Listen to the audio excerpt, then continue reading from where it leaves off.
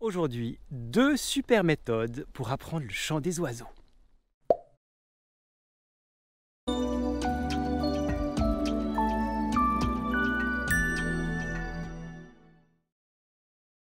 Le 24 janvier 2019, je publie une vidéo chant d'oiseaux leçon 1 sur ma chaîne YouTube. Et j'étais bien surpris de voir ce qui s'est passé. 2 ans plus tard, cette vidéo, elle a été vue plus de 670 000 fois. C'est astronomique et c'est bien la preuve que ce sujet intéresse beaucoup de monde. Alors aujourd'hui, je suis dans la forêt, tout près de chez moi. C'est le cœur de l'hiver, on est fin janvier, ça paraît un peu surréaliste de s'intéresser au chant des oiseaux.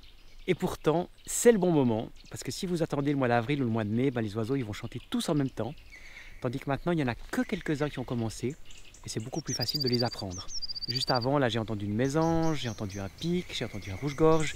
Et puis si vous habitez en ville, les mésanges, les merles, enfin il y a plein d'oiseaux aussi qui ont commencé à chanter. Alors dans cette fameuse vidéo, leçon 1, je vous expliquais pourquoi les oiseaux chantent.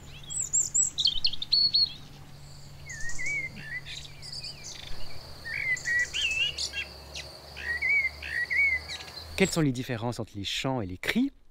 Et puis on démarrait aussi justement avec l'apprentissage de 3 oiseaux qui chantent déjà au mois de janvier, à savoir le rouge-gorge, la mésange bleue et la mésange charbonnière. Puis dans l'épisode 2 que j'ai posté en février, c'est les oiseaux qui commencent à chanter en février, les merles,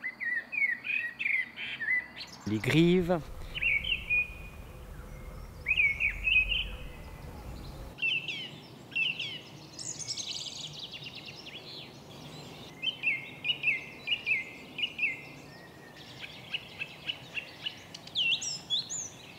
Et puis dans l'épisode 3, les oiseaux qui commencent à chanter début mars, etc. Il y a toute une chronologie.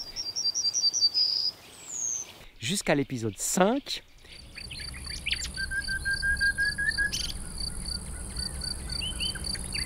Et puis, 6e épisode, c'était un petit quiz, un petit test rigolo pour tester vos connaissances.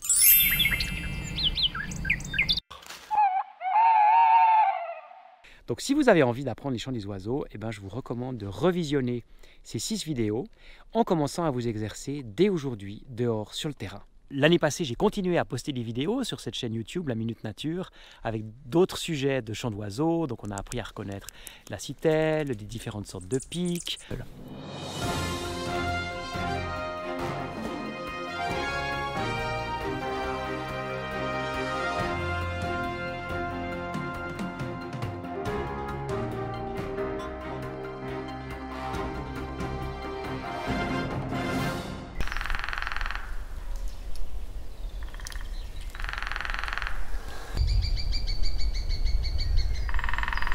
D'autres sortes de mésanges, etc., etc.